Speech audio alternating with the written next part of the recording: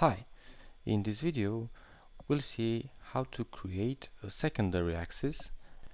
In order to create a chart, we're gonna select any cells from our table.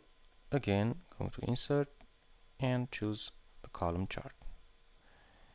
Here we have two data series, so cells and margin.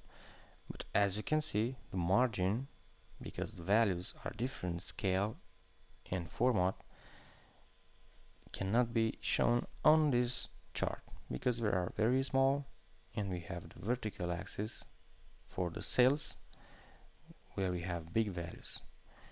So different scale, different series. For this we need to create secondary axis.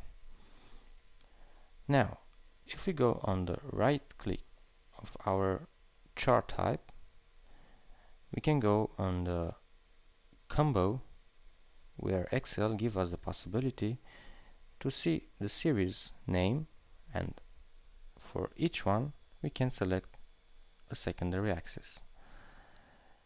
So let's click on the margin, and for the margin the line chart will appear as you can see on the preview menu, and if we click OK, the chart will change, and now we have on the left side the sales values, and on the right side we have the margin percentage.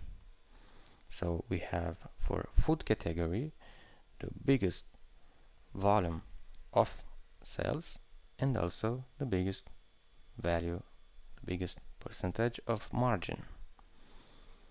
The other way to create a secondary axis, and we go again onto Insert, Column. Let's click on the data series and right click on the select data. I will remove margin, and let's say that we have only sales, just like on our preview videos. And now I want to add a new series on the secondary axis. For this we can select the series name, so will be margin, so C1 cell, and then we must select the series values, some from C2 to C6. Click OK, and now here we have some axis label range, so I'm gonna select the category and click OK. So again we have the same chart like earlier, but in another way.